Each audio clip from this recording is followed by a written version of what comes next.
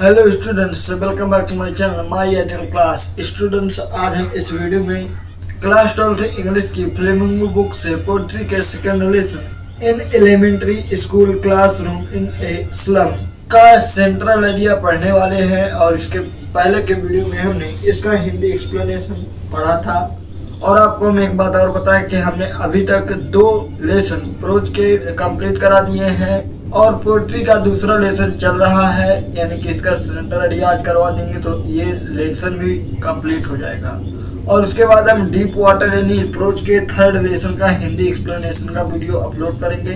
तो आप तैयारी करते रहिए और हम आपको वीडियो देते जा रहे हैं, एक एक वीडियो। और टाइम इसलिए लगता है क्योंकि वीडियो तैयार करने में काफ़ी समय लग जाता है, इसलिए प्रतिदिन वीडियो देने में थोड़ी सी दिक्कत हो रही है। तो आप ये ना सोचिए कि आपको वीडियो नहीं मिलेगी, वीडियो आपको मिलेगी। अगर आप हफ्ते में 2 वीडियो भी तैयार कर रहे हैं, यानी 2 वीडियो भी देख रहे हैं, तो आपकी तैयारी हो जाएगी। तो देखिए, इसका सेंट्रल आइडिया देखते हैं। और सेंट्रल आइडिया में चलने से पहले हम आपसे एक ही निवेदन करेंगे कि यदि आप हमारे इस चैनल में पहली बार आए हैं तो आप हमारे इस चैनल को सब्सक्राइब कर लीजिए, वीडियो को लाइक कर दीजिए और इस वीडियो को अपने मित्रों में भी शेयर कर दीजिए ताकि वो भी तैयारी कर सकें। और हम आपके लिए इतनी मेहनत करते हैं तो आप इतनी मदद तो कर ही सकते हैं कि इस वीडियो को ज़्यादा से ज़्यादा विद्यार्थियों में शेयर करें। तो देखते हैं इसका central idea. In this beautiful poem, poet Stephen Spender has presented a true picture of the life of the school children living in the slum. In this beautiful poem, यानी इस सुंदर कविता में पोएट स्टीफन स्पेंडर, यानी ये जो poet Stephen Spender आया है, ये इस पोएम के पोएट हैं, जैसा कि हमने हिंदी एक्सप्लेनेशन में आपको बताया था। तो ये जो पोएट स्टीफन स्पेंडर हैं, वो इस सुंदर कविता में हैज प्रेजेंटेड यानी दिखाया हुआ है। अर्थात जो पोएट स्टीफन स्पेंडर हैं इस पोएम के, उन्होंने इस सुंदर पोएम में दिखाया हुआ है ए ट्रू पिक्चर, एक वास्तविक दृश्य। पिक्चर में इस दृश्य, तो जो पोएट स्टीफन स्पेंडर हैं, उन्होंने इस सुंदर कविता में उन स्कूल के बच्चों के जीवन के दृश्य को दिखाया है। लिविंग इन ए स्लम, जो झोपड़पट्टी में रह रहे हैं, लिविंग में रह रहे हैं, इन द स्लम यानी झोपड़पट्टी में। In this beautiful poem, poet Stephen Spender has presented a true picture of the life of the school children living in the slum, यानी पोएट स्टीफन स्पेंडर ने इस सुंदर कविता में झोपड़पट्टी के स्कूल में रहने वाले बच्चों के वास्तविक दृश्य को दिखाया है। The children are in a very miserable condition, यानी जो बच्चे हैं वो बड़ी ही दयनीय स्थिति में हैं। द चिल्ड्रन आर यानी बच्चे हैं, इन ए वेरी मिजरेबल, मिजरेबल में होता है दयनीय, कंडीशन में स्थिति में, अर्थात वे बच्चे बहुत दयनीय स्थिति में हैं। Due to their poverty and illiteracy, due to यानी के कारण, दियर पॉवर्टी यानी अपनी गरीबी, एंड और इलिटरेसी यानी अशिक्षा। The children are in a very miserable condition, यानी इन बच्चों की स्थिति दयनीय है। ड्यू टू दियर पॉवर्टी, इनकी गरीबी के कारण, एंड इलिटरेसी और इनके अशिक्षा के कारण, यानी ये अशिक्षित है। They are depressed, depressed means होता है तनाव में होना। They are depressed अर्थात वे दबाव में है या तनाव में है। They are depressed यानी वे दबाव में है या फिर तनाव में है। Depressed मीन्स उदास होना भी होता है, तो आप ये भी बोल सकते हैं कि they are depressed यानी वे उदास हैं। Their pale faces express sadness, their pale faces यानी उनके पीले पड़े हुए चेहरे एक्सप्रेस दिखाते हैं सैडनेस यानी दुख को। और जो उन बच्चों के पीले पड़े हुए चेहरे हैं वे दुख को दिखाते हैं। दियर पेले फेसेस एक्सप्रेस सैडनेस यानी उन बच्चों के जो पीले पड़े हुए चेहरे हैं वो दुख को दिखाते हैं। दे लुक लीन, सिंकी, लीन बोल दो या सिंकी बोल दो, तो ये दोनों का मतलब है पतला होना। यानी दे लुक वे दिखाई देते हैं, लीन सिंकी यानी पतले, यानी वे पतले दिखाई देते हैं। एंड बोनी और यार पतली हड्डियों वाले दिखाई देते हैं। दे आर लीन सिंकी एंड बोनी यानी वे पतली हड्डियों वाले दिखाई देते हैं, यानी वे पतले हैं और उनकी जो हड्डियां हैं वे भी उनकी हड्डियां भी पतली हैं। अर्थात हमने इसके हिंदी एक्सप्लेनेशन में पढ़ा था कि जो लड़का था वो जो है पतला था और उसकी जो हड्डियां थी वे उस चमड़े से बाहर निकली हुई थी। अर्थात उसको हम ये बोल सकते हैं कि जो वहाँ के बच्चे हैं वो उनकी हड्डियां बाहर निकली हुई हैं और उनमें मात्र मांस चढ़ा हुआ है। इसलिए हमने यहाँ लिखा कि दे लुक लीन सिंकी एंड बोनी, यानी वे पतले और पतली हड्डियों वाले दिखाई देते हैं। क्योंकि हमें जो सेंटर आइडिया होता है वो मेन भाव लिखा जाता है पोएम्स का, तो हमने उसी भाव के अनुसार इस सेंटर आइडिया को लिखा है और काफी सरल भाषा में लिखा है। They are like rootless weeds, weeds means होता है खरपतवार या उखड़ी हुई घास, अर्थात they are like rootless weeds, यानी वो जड़ से उखड़ी हुई घास के समान है। विच कांट रेसिस्ट, यानी ये जो रुक नहीं सकते हैं एनीथिंग फॉर दियर एक्सिस्टेंस, और जो अपने अस्तित्व को रोक नहीं पाते हैं। टेंस में होता है अस्तित्व, और वे अपने अस्तित्व को रोक नहीं सकते हैं। They are physically very weak, यानी वे शारीरिक रूप से बहुत कमजोर हैं। They are physically very weak, यानी शरीर से वह बहुत ही कमजोर दिखाई देते हैं। और किस तरह से पत्ते दिखाई दे रहे हैं, जैसे कि घास जड़ से उखाड़ दी जाए और वो सूखने लगती है, उसी तरह से वो सूखे हुए पतले दिखाई देते हैं। एंड अंडर नरिश्ड, यानी उनके पास पूर्ण रूप से भोजन भी नहीं है। स्पेंडर वॉइसेस, यानी स्पेंडर आवाज उठाते हैं। स्पेंडर वॉइसेस यानी स्पेंडर आवाज उठाते हैं।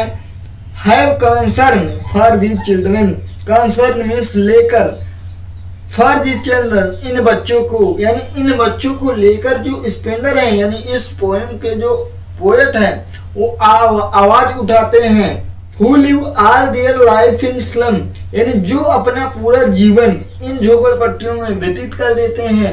Who live, जो रहे आते हैं, all their life, अपना पूरा जीवन इन स्लम, इन झोपड़पट्टियों में, अर्थात उन बच्चों के इस जीवन के बारे में वो आवाज उठाते हैं जो इन झोपड़पट्टियों में अपना पूरा जीवन व्यतीत कर देते हैं, इस कूड़ादान में रहे आते हैं। उनके प्रति ये स्टीफन स्पेंडर आवाज उठाते हैं।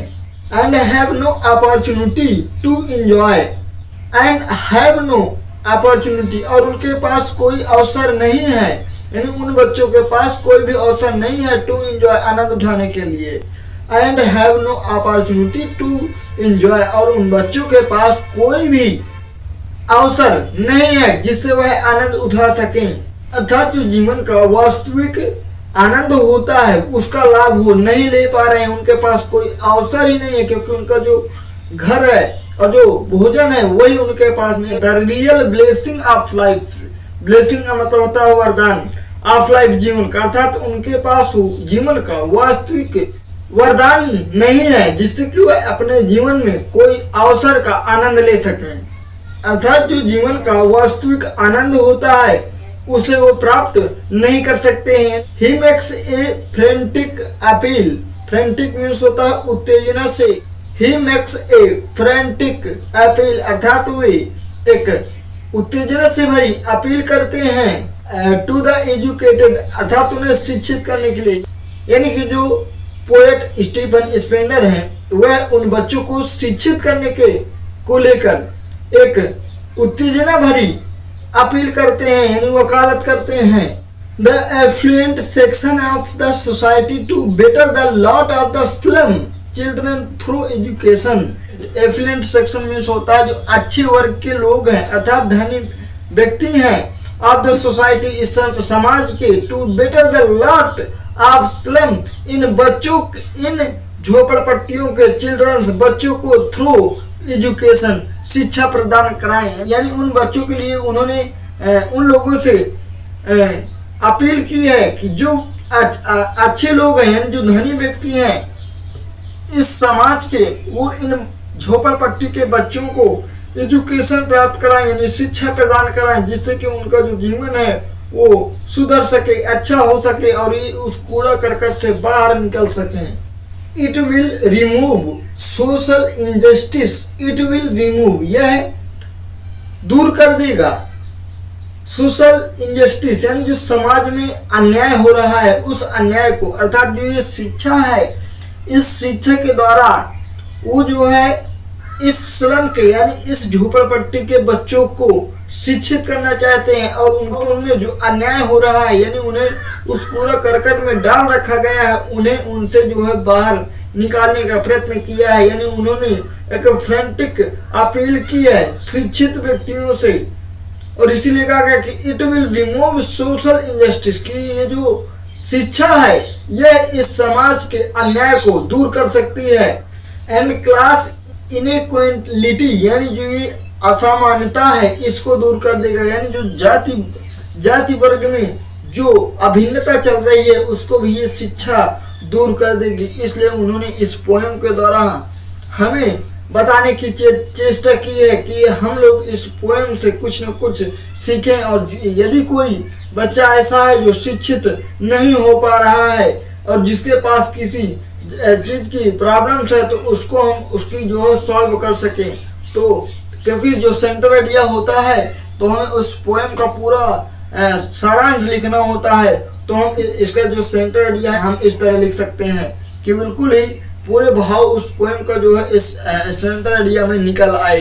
तो जैसा कि आपने इसके हिंदी अर्थ में पढ़ा था और पूरा भाव इस सेंटर आइडिया से निकल रहा है, तो इसलिए आप चाहें तो इसको नोट कर सकते हैं और इसको एक बार देख लीजिए और वीडियो को, और एक बार अपने से प्रैक्टिस कीजिए, तो मुझे उम्मीद है कि आपको ये आने लगेगा। तो स्टूडेंट्स, ये था आपकी दूसरी पोएम का सेंटर आइडिया, और अब आपका तीसरा लेसन का एक्सप्लेनेशन चलेगा। और जब आपके ये पांचों लेसनों का हिंदी एक्सप्लेनेशन और सेंटर आइडिया हो जाएगा, फिर इसके बाद इन पोएमों के पैसेज वाले क्वेश्चन आंसर कराए जाएंगे। तो हमें उम्मीद है कि आपको ये पूरा सेंटर आइडिया बहुत सरल लगा होगा और समझ में भी आया होगा। तो आप चाहें तो इसको नोट कर लें, और जो भी आपको टफ मीनिंग लगे उन्हें आप नोट करके हिंदी अर्थ भी लिख लें, ताकि आपको याद करने में कोई कठिनता ना हो। तो हम आपसे एक ही निवेदन करेंगे कि यदि आप हमारे चैनल में पहली बार आए थे और इस वीडियो को देखे हैं और आप इस वीडियो से कुछ भी सीखे हैं, तो आप इस वीडियो को अपने मित्रों में अवश्य शेयर कर दीजिए और स्कूल के बच्चों को भी बता दीजिए, और चैनल को सब्सक्राइब कर लीजिए, बेल आइकन प्रेस कर लीजिए, क्योंकि इसी तरह के बोर्ड से रिलेटेड वीडियो मैं आपके लिए इस चैनल में अपलोड करता रहता हूं, ताकि आप इससे तैयारी कर सकें।